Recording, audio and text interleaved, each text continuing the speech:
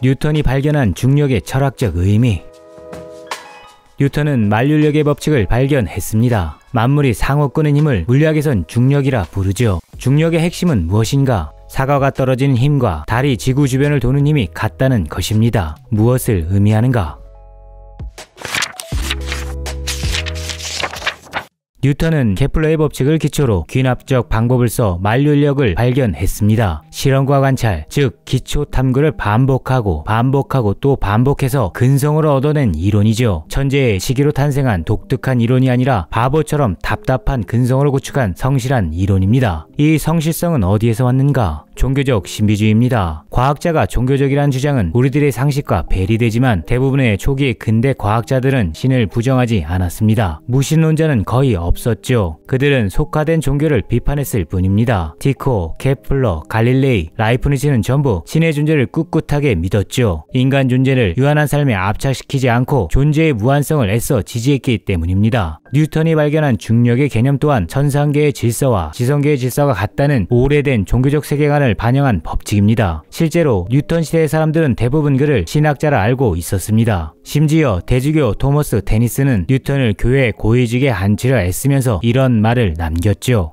당신은 다른 무엇보다도 신에 대해 더 많이 이해하고 있지 않습니까? 뉴턴의 이러한 감수성은 어디에서 생산되었을까? 케임브리지 대학입니다. 뉴턴 시절 케임브리지 대학엔 속화된 아리스토텔레스 주의자들에 반대하는 신플라톤주의 비주류 사상가들이 많았죠. 뉴턴은 독일의 신비주의자 베메까지 존경했습니다. 베메는 루터파 교회를 배경으로 한 페라켈수스입니다. 페라켈수스는 오컬티스트라고도 불리는데 오컬트는 물질과학으로 설명할 수 없는 숨겨진 지식을 탐구하는 학문이죠. 오늘날에도 신비주의는 오컬트로 통용됩니다. 그런데 주류과학은 의도적으로 뉴턴의 종교성을 누락시킵니다. 심지어 프린키피아에 이런 말을 남겼는데도 말이지요. 마치 장님이 색채에 대해 아무런 생각을 가질 수 없는 것처럼 우리는 가장 지혜로운 신이 느끼고 모든 사물을 인식하는 방식에 대해서는 아무런 생각도 가질 수 없다. 뉴턴을 쓴 요하네스 비케르트에 따르면 뉴턴은 한 번도 신의 존재에 대해 의심하지 않았습니다. 조지 1세의 부인이자 웨일스 왕비였던 카롤린네 폰 안스바흐는 주마다 모임을 열어 철학적인 문제를 토론했는데 뉴턴은 이 왕비를 위해 유럽에서 사물에 대한 최초의 기호로부터 알렉산더 대왕이 페르시아 정복에 이르까지 이르는 연대기라는 대단히 신비주의적인 역사서를 써 주었죠. 요컨대 뉴턴이 완성한 근대적 과학과는 신비주의의 영향사 아래에 있습니다. 신의 아우라를 부정한 인간적인 사건이 아니라 신의 아우라를 주체적으로 증명한 신비한 사건인 셈이죠. 그런데 왜 우리는 뉴턴을 무신론자로 알고 있을까? 역사 왜곡 탓입니다. 갈릴레오도 같은 방식으로 왜곡되었죠. 사실 갈릴레이가 피사의 사탑에 오른 목적은 과학이론의 증명이 아니라 스펙타클한 정치적 공연이었습니다. 속물 아리스토텔레스주의를 비판하기 위해 갈릴레이는 사람들의 감각을 이용해 마치 등가속도 운동이 증명된 것처럼 연기했습니다. 신성의 부정이 아니라 신을 이용해 이권을 챙기는 기득권 세력에 대한 조롱이었던 것인데 훗날 무신론자들이 가톨릭에 탄압받은 이미지로 피사의 사탑을 활용했던 것이죠. 이 공연과 유사한 질감으로 뉴턴의 사과나무 신화는 주조되었습니다. 뉴턴은 사과나무를 통해 중력을 발견하지 않았음에도 뉴턴의 과학을 유럽에 소개한 볼테르를 통해 최초의 인간인 아담과 대항하는 반종교 세력의 선봉장으로 뉴턴의 서사는 각색되었죠. 결코 갈릴레오와 뉴턴은 신을 죽인 선구자가 아닙니다. 신을 이용해 제 권력을 수호하는 속물 성직자들을 비판했던 것이죠. 때문에 뉴턴의 신비주의는 프린키피아를 한국어로 번역한 번역자의 소감에도 묻어 있습니다. 나는 독자들이 이 책을 골동품 수집가의 벽에 걸려있는 17세기 원판 지도를 감상하는 마음으로 읽어주길 바란다. 현실적으로 쓸 곳이 거의 없는 물건을 수집가들이 그토록 소중히 간직하는 것은 역사적 가치가 실용성을 훨씬 능가하기 때문이 아닌가. 프린키피아는 절대주의를 지향했습니다. 초이성적인 비위까지도 죄다 밝힐 수 있다는 확고한 믿음이 강렬히 깔려 있죠. 수학을 통해 종교 공동체를 주장한 피타고라스와 유사한 질감입니다. 이 완강한 꿈을 최근까지 과학자들은 꾸고 있었죠. 과학서적 중 가장 유명한 책 코스모스의 뒷날개엔 이런 문구가 박혀 있습니다. 칼 세이건이 펼쳐 보이는 대우주의 신비. 아쉽게도 이제 과학은 초월의 꿈을 실현하려는 존재론적 해찰이 아니라 공상과학적 상품이 되고 말았습니다. 상품의 다른 말은 표준화이고 표준화는 천박함으로 등가될 수 있죠. 상품은 결코 진리와 교섭할 수 없습니다. 전통적으로 진리적 규범의 표현은 다음과 같은 언사였죠. 팔 수 없는 것만이 가치 있다.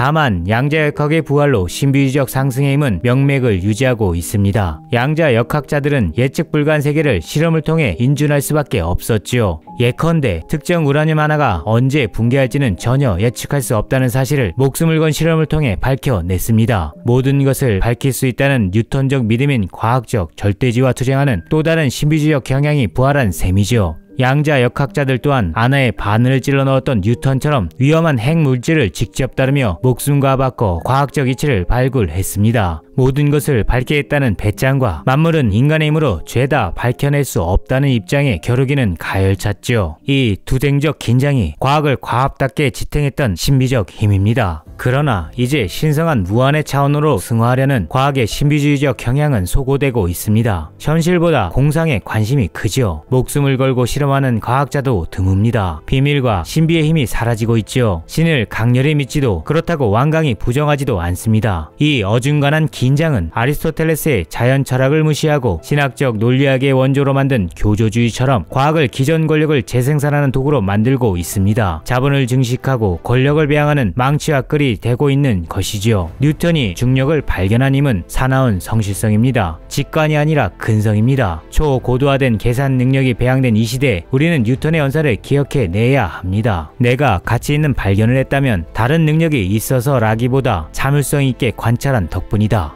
그렇습니다. 과학은 신을 죽이기 위한 도구도 아니고 권력을 재생산하는 무기도 아닙니다. 대자연과 우주의 신비를 열어 밝히고픈 뜨거운 인간의 욕망이자 그 욕망을 실현하려는 성실한 몸의 의욕이지요. 몸이 강건한 과학자만이 탁월한 과학을 대변할 수 있습니다. 과학에서 신비의 의기를 부활시킬 우리들의 내일을 희망하며 잠 바티스타 비코가 새로운 학문에 써둔 문장으로 갈무리합니다. 지금까지 철학자들은 자연의 질서 속에서 신을 보아왔을 뿐이다. 안녕. Paper Renaissance